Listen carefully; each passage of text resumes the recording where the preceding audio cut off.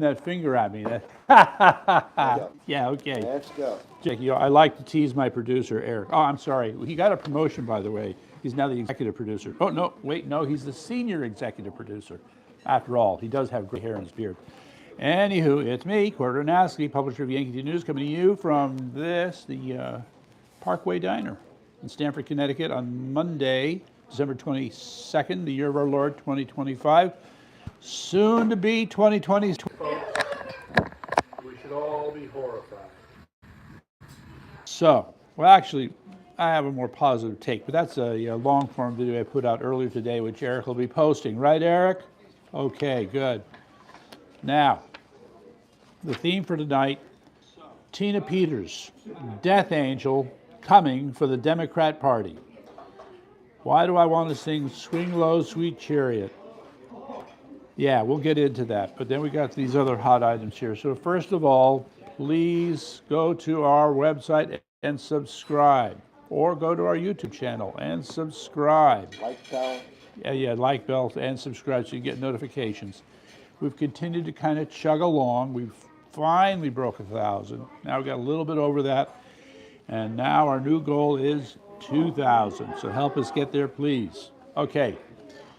Tell Tong time. Yes, that's right, Mr. Tong. You, buddy, are the phony protector of minority rights. Phony protector. And Tina Peters. Thankfully, the heat around Tina Peters is building, and I would say especially since President Trump issued that pardon, that the state of Colorado has decided to use as toilet paper. And yeah, Polis is doing a great job of pissing people off, so keep it up, buddy. Keep it up, you fat bastard. She represents so many things, and I just need to bring this up in hopes that you, the audience, gets it, okay? Tina Peters, per the theme of this week's op-ed, is the death angel coming for the Democrat Party. So why do I say that? Oh, we got a pretty good reason. She has the receipts when it comes to election fraud in Colorado. And this may be true because the other states where we are going to expect significant evidence, you know, President Trump referred to a boatload, I believe, or is a truckload of evidence. Pennsylvania, we're going to have a lot of evidence. Georgia, Wisconsin, okay? Am I leaving anybody out? Oh yeah, Colorado. I left them out. Now, the funny thing about... Alan says, let's talk about Georgia. Well, yes. So here's the thing, okay? Georgia, to Alan's point, yes, the whole big thing was about how the state election board did not certify the 315,000 ballots that had been cast. Failing to certify means a failure to determine the authenticity of those ballots, okay? Now, some people just want to call it a clerical error. Sorry, no, 315,000 is not a clerical error, it's fraud. Just huge fraud, and it has to be, quote, fixed. So people talk about how you can't really walk elections back. Well, I think it's going to be a little bit different this time, folks. And the other thing about Georgia I need to throw in, okay, there are different parts. That's one. There's the fight to get more election information from Georgia, courtesy of Harmeet Dillon in the Department of Justice. She's working on it. And I think Ed Martin is doing something too, I just can't remember. And the other thing was forgotten was the 30,000, that's right, count them, 30,000 affidavits that were submitted by witnesses to fraud in the election in 2020 to the state of Georgia, to, was it Raffensperger, who decided to ignore it all. Ignore it all. How do you ignore 30,000 affidavits? I'd like to know, but they did it. Okay, so that's just for openers. Those are the appetizers. There are so many other areas in which fraud is being committed. Boy, yeah, so Alan is right. It demands attention. The thing about Colorado, this is what we're going to call the clean hit, all right? Rather than all this other app crate that's been going on, in Tina Peters' case, she has the ballot images for the original ballots, okay? And she will be able to show where fraud was committed. That's big. In her case, I think it'll just be very clear how the law breaking took place. Now, the other part, as I brought up in the op-ed, you got to keep in mind, is there's all right, just to go through this, if all you guys, you got to read the op-ed. All right, that's where all the information is, but maybe I have to read it. Okay, look. There is a company, you may have heard of them, Dominion, and you may have heard of Smartmatic.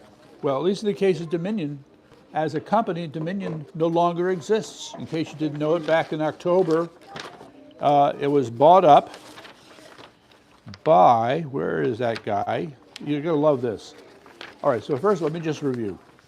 Dominion has a history of having operated in Venezuela going back to Chavez back in the early 2000s, all right? And it was there, as it is claimed, we know Sidney Powell got in a little trouble because of the people didn't want to face the truth, but I think Sidney ultimately proven right that you had people who worked with the Chavez government to develop machines and software in order to be able to manipulate elections. And so, as the claim goes, the technology was developed in Venezuela, just saying, in Venezuela, found its way to 72 other countries, including the United States. All right, so people say, well, what are you talking about? Because Fox News got sued, Newsmax got sued, and Dominion won the cases. Well, maybe, and then again, maybe not. Because, ladies and gentlemen, this ain't over.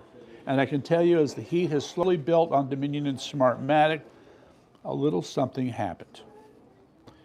Let me just read it from the all-knowing internet. Dominion Voting Systems was purchased by a company called Liberty Vote. So the name Dominion doesn't exist anymore. The name Smartmatic doesn't exist anymore, okay? It's now Liberty Vote. Hey, Alan, have you heard Liberty Vote? Yeah, Liberty Vote is what happens when a guy who claims to be a Republican buys You a Democrat company to make it more Democrat. Yes, you're absolutely right. Oh my God. Okay, so I hope you get the message, ladies and gentlemen. We've been had, all right? Oh my God, have we been had? Will we ever get this sorted out? We changed the name of our previous toy company, which was Dangerous Knives and Scissors Incorporated, Yes, to Fun Flower Teddy Bear Company. We still make Dangerous Knives and Scissors, but now we call them Fun Flower Teddy Bears. Okay, why couldn't we get him on camera for this? English later. Yes, that I could not have said it better myself. Okay, so Governor Polis, the low-life party hack, I predict, ultimately the Donald Trump's pardon will get adjudicated by the Supreme Court.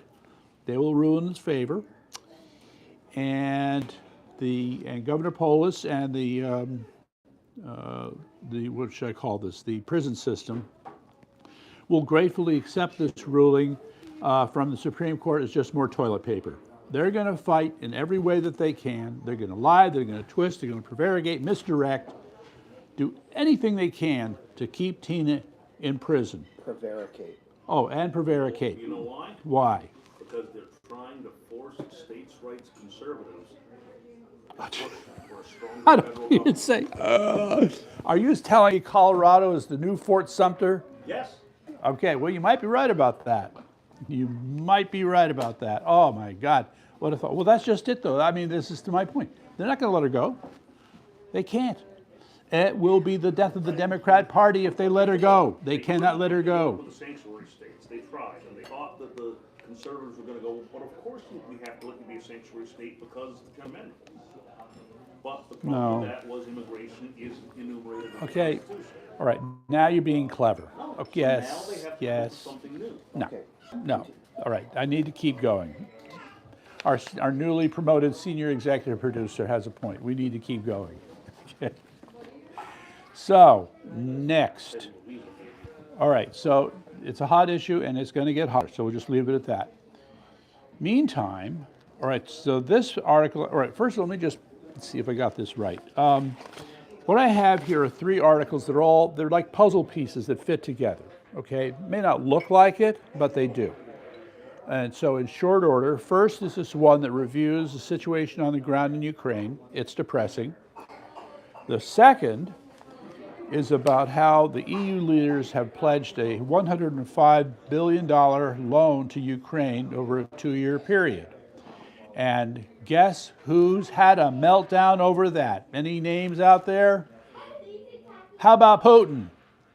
All right, his whole behavior and demeanor has changed after this announcement. He's not a happy camper because guess why? Oh, that's right. Maybe Russia's having trouble financing their war activities. And to get this dragged out for another 2 years, that does not look good for Moscow. Just saying. Okay, so that's one, the loan. Keep that in mind. Putin is going to be the savior of the West.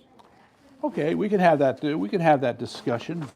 This is, yeah. All right. Fine. I hope you heard that, audience. So Eric said that Russia will be the savior of the West. Yeah, well, we'll see. We'll see. There are different points of view. I don't know how you save the West with 7,000 nuclear weapons, but we can have that discussion. All right. First, the loan.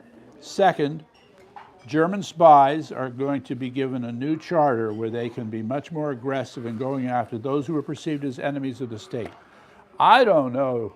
Well, I'm thinking Russia might be seen as an enemy of the state of Germany. There'll be some others, of course, but hey. The enemy of Russia is an enemy of England, or England is an enemy of Russia. Okay, well that. England destroyed Germany. Yeah. Now Okay. they're destroying Russia. All right, so it's all right. All you're doing is describing what's going to be a real S show. A real S show. Yes. Let me just make the point. Here, let me just put up if you can just get a good look at it. Okay. All right, so they're making a point there. And so the essence is that they're going to charter future German spies with the ability to penetrate suspected opponents, put plants in their computers, set up surveillance. Well, that's a little extreme. That's a little extreme. All right. Okay, but of these three now, okay, the loan and the expanded mission of the German spies, which will ultimately redound on Russia and others. Yeah, UK, got it. But Russia mostly. That's a turnaround because, ladies and gentlemen, I need to remind you that in the good old days of the Soviet Union, if there was any nation that was compromised by spy activities, it was the Soviet spies penetrating West German intelligence. And now everything that goes around comes around. So there you go. Anyway, so one comment from somebody in Ukraine, these guys were interviewing these people in different towns have been totally destroyed. One person said, few are ready for the kind of sacrifices that might persuade Vladimir Putin to stop fighting. Few are persuaded, okay? And it's going to, and another just point, it's going to take years to clean up the mess in these towns. It's just, I mean, the picture you get, it's really a horrible picture. But there is here's another key statement here. He admitted he was exhausted by the continuing struggle, but he said he was in no mood to surrender, okay? And I think it's fair to say that Russian soldiers don't feel a strong commitment to what they're doing either. You know, they're being pushed to do what they have to do. And the other thing that's not being talked about here is that we have this image, and it's reinforced by the media, that Russia is managing to keep doing this slow, grinding advance, okay? However, the stories that are not told is how some of these villages have been contested by Ukraine and recovered by Ukraine. Then Russia had to stage a new assault, and then Ukraine keeps pushing back. So this raises an interesting question, because especially in the case of Pavlovsk, there's been a lot of talk about this. I watched so many damn videos. It's clearly a seesaw battle, all right? And so you have a situation here where it has not been certain victory for the Russians. It was not a fait accompli that whatever territory they would take, they would keep. That has just not been the case. So now the question becomes, how far does this go? Russia has the ability to get more soldiers if they want, but there's a limit, okay? And I think they are somewhere in the vicinity of that limit. They've taken so much territory, they have to hold that as best they can, but then they don't have enough at the edge to keep pushing further. So I think we're going to see a lot of more give and take. I know you don't believe me, but I'm just I think you're full of shit. okay. I'm not making these things up, Wilm. Okay, Bear shit, it's Russian. that's bear shit. Okay. In this case, here. Yeah, okay. Well, no, I think that the truth is being told about the nature of the battle on the ground, okay? And it's not, I don't want to say about this. This is like watching one of those arm wrestling matches, okay? And this is one where we're seeing it's going like this, and then they go back like this, and they find the strength to go back again. That's where it is right now, okay? The Ukrainians have the best motivation of all. Was who? The Albanians? No, the Ukrainians. Oh, yes. It's their homeland. No. The conscripts have been told, who were thrown into those vans on the side of the road because they dared to go out shopping one day, have been told if you win the war against Russia, you get to go home. Oh, jeez. Yeah, what day that'll be. Okay, so this is enough about Ukraine for now. I mean, it's just a horrible situation, and this loan is going to really affect things. Meantime, let's move on to another hot item here. Actually, I do want to throw in one more thing about Germany. So this is old news, ladies and gentlemen. All right, you're upset. Okay, I have to deal with an upset senior executive producer. So we'll shift, okay? Connecticut. Well, I don't know about Connecticut. All right, well, we'll talk. The race is heating up. The gubernatorial. All right, well, all right. I don't know if we can talk about her yet. I think we should talk about her. The candidate is not a Okay, candidate. that's right, that one. The candidate who is not announced, but everybody's looking at her and going like, well, when are you going to do it? I know one of the people involved in drafting her to run. Oh, really? Who's that? Former RTC chair from Newtown. Oh, from Newtown. Okay. And he was talking her up months ago. Okay, well, I wouldn't be surprised.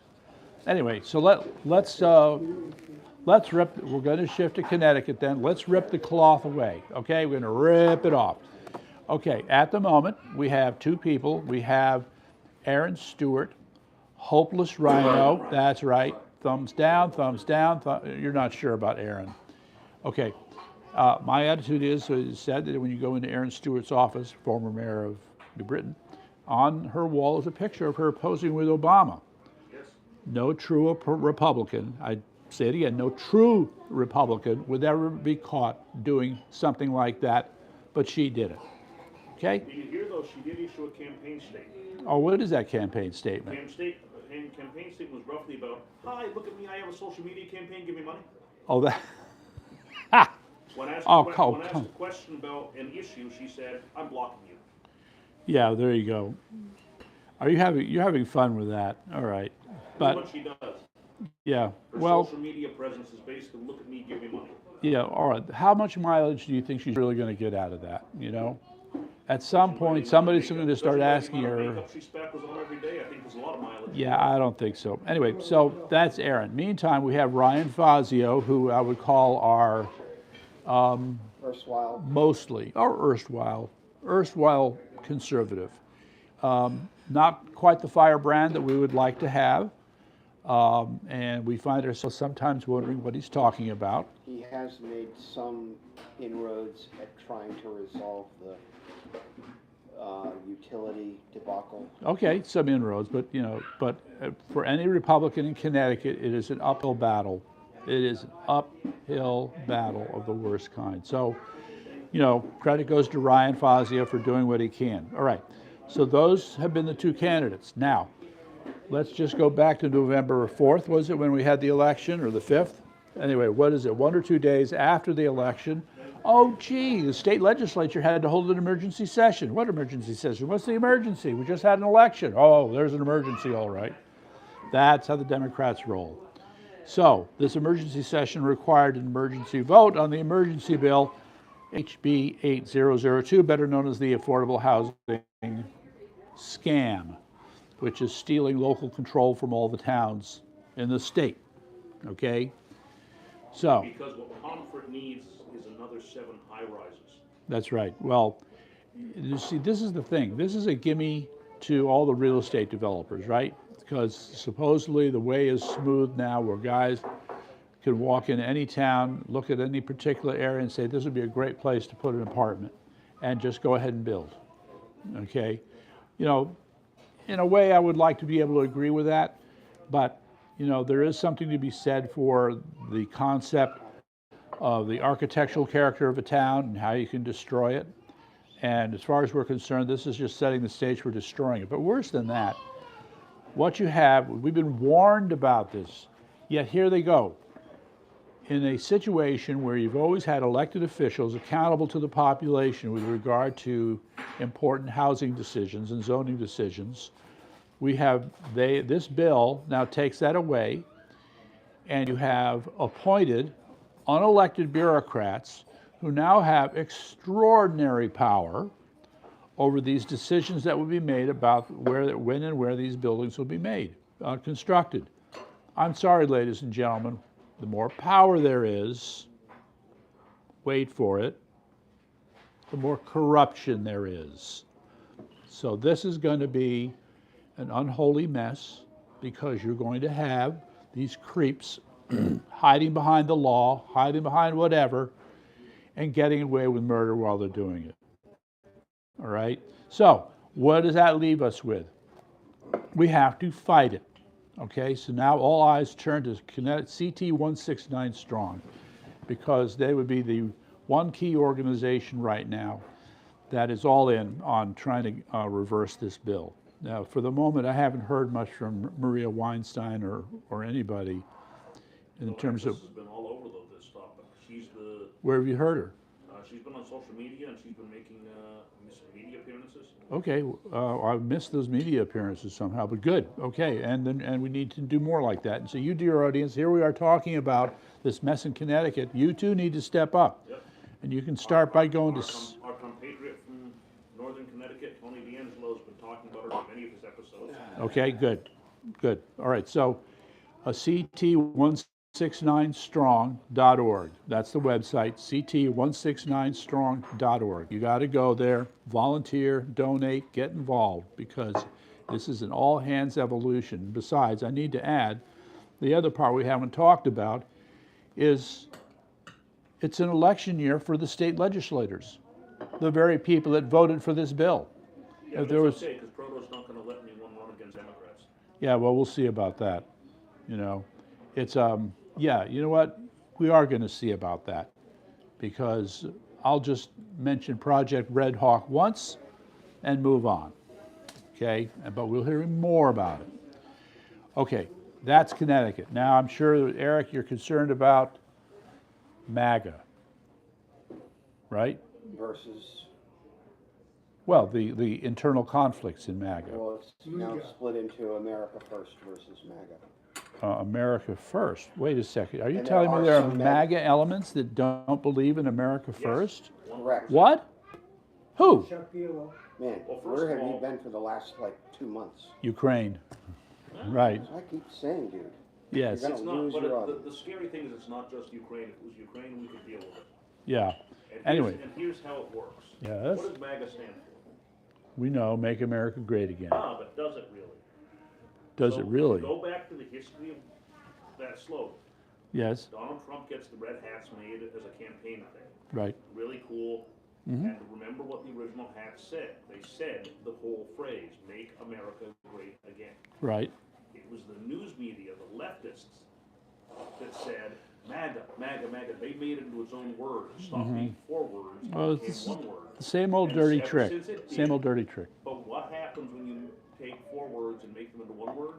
It loses its meaning. We are at Tweedledee and Tweedledum land here, and as Lewis Carroll had those Yeah. anonymous characters say, words No. mean what we say they Until they're reminded of what it means. And so the problem is we have people that have jumped on the MAGA bandwagon who have no clue about MAGA.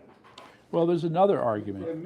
Yeah, but hold on. So you have Mark Mitchell, who runs Rasmussen Polls, and he made the point that a lot of the people who identify as MAGA do so for purely personal economic reasons, all right? So the larger principles concerning the Constitution and the spirit of unity for this country is not that important to them. So, all right, so there's that element to consider, all right? But it's a little unclear to me because the other argument here is that this argument over Israel first has also driven a wedge into MAGA. Am I wrong? Oh, it absolutely has, but I think that that is almost a false flag. I'll tell you why.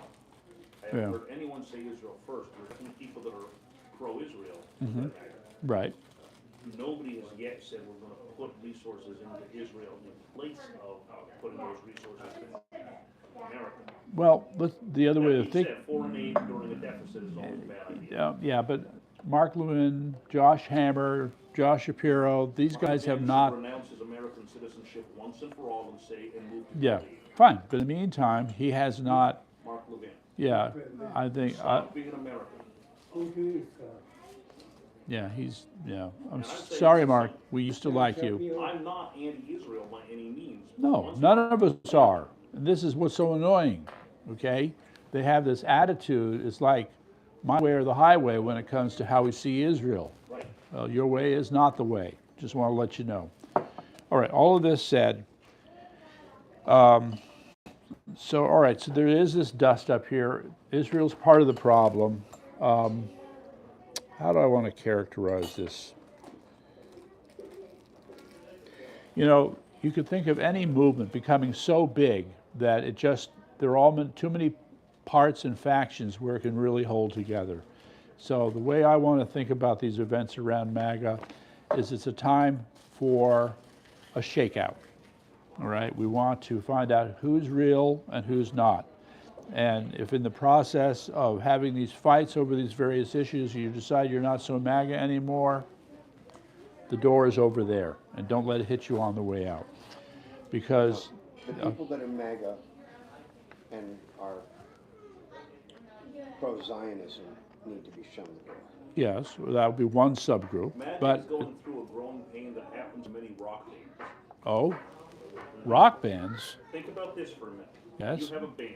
The four of us are in a band. We make a band, we play in our garage, every so often we get a gig at a bar, Yes. and we're just all kind of getting along. Then one day, one guy goes, hey, that guy Eric, he's a really good guitar player. Yes. And you know what? I'd like to offer you. Uh-oh, I'm getting mic'd here. So I think I'm going to have to start this theory over again. Okay, You but don't have to do that, just speak up. So MAGA is going through what many rock bands go through. The four of us have this rock band. We play in our garage. We have fun. We have the occasional bar gig. And then one day somebody goes, "Hey, that guy Eric, he's a pretty good guitar player. Man, I really like his stuff. Hey, Eric, would you consider a solo album?" And you Solo go, "Sure, album. I like music." Yeah. And then they go, "Hey, that guy Wilm, he's a pretty good vocalist. Let's give him a contract." And all of a sudden, the other two guys in the band are going, "I remember when we were a band." yes. So there's a lot of people in MAGA that have become the figurehead. They've become the Yeah. celebrity. Yeah. Okay? And what happens is they're willing to leave their bandmates behind to get that solo gig. Yes. And that's where a lot of the people that were our front runners are. Name some names. Candace Owens. I'm not so sure I would come to that conclusion. Here's the thing. Candace Owens was kind of doing her thing. Then Charlie Kirk gets assassinated, and now she's bearing down really hard. She's trying to get to the bottom of it. But as a result, she's coming up with all these things. But now have that she's been- investigating the Charlie Kirk assassination, Yes. have we forgotten about Marcone's wife? Is she a woman Pretty again? much. Pretty much. Yeah. Yeah. So she's allowed to be a woman again because Candace doesn't need those ratings? No, I don't. No. I think it's just a case of. Well, you have to understand that the Macron thing antedated the Kirk assassination. So. All right, but so here's the problem now, though. If you have an organization that has some problems, and let's just say problem 1 and 2, and you're focusing on one, but you discover 2, the story's going to a little bit more complicated. Yes, that's right, ladies and gentlemen. Do I have to bring up the name Jimmy Dore?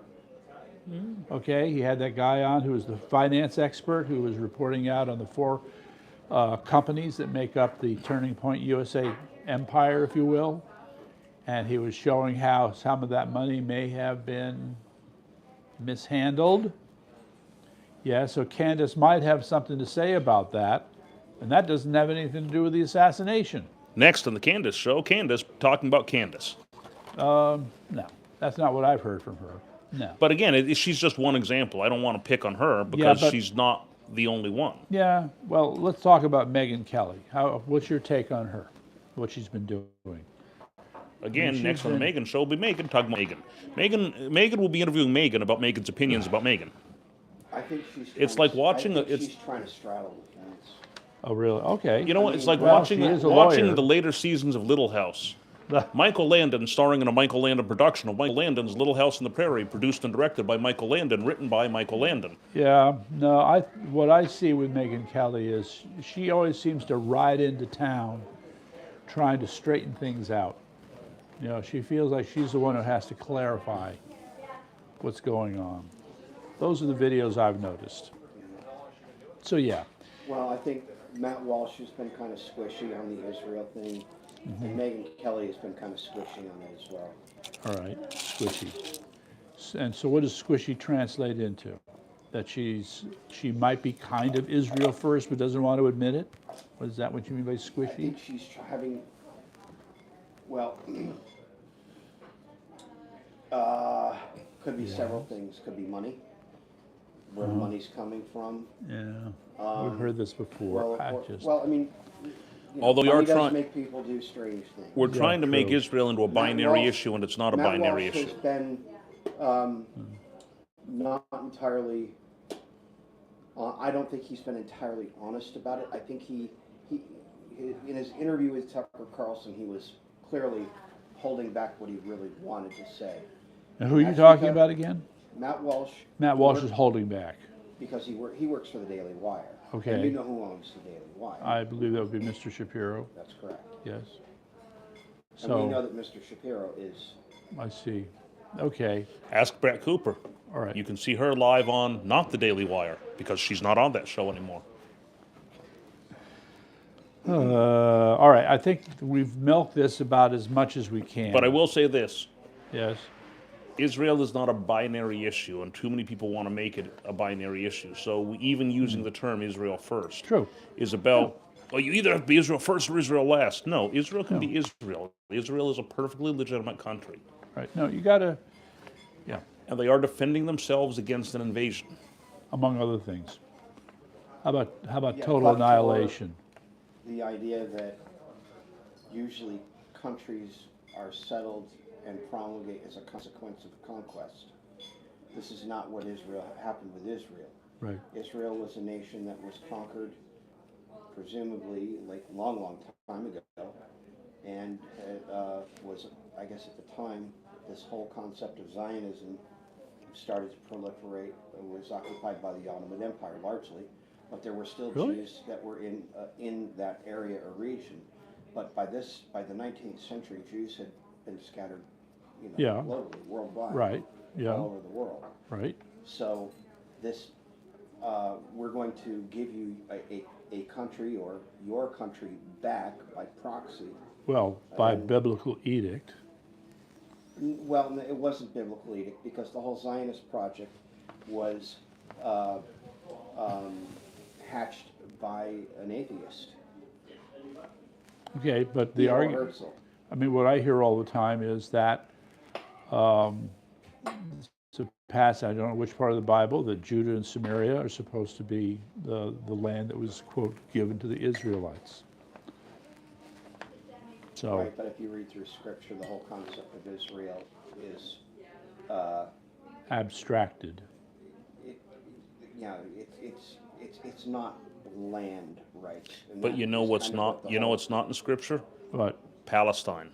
You know okay. why? Because it doesn't exist. All right, so there you go, another fun thing. All right, well, this gets it, just because it wasn't in the Bible doesn't mean it shouldn't exist, ... Just saying. Let's change the subject. My last word on MAGA.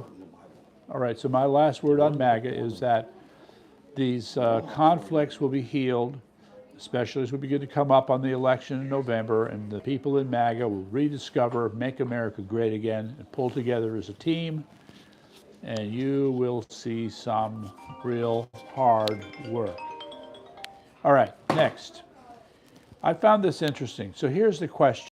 Are we looking at it's pastors, ministers, priests, or Christian influencers? So this article was, but it gets weird, right? Because the Christian influencers are young, they're inexperienced, yet somehow they're assuming a position of authority similar to those who've studied the Bible for years and years. In some cases, the authority is being thrust upon them.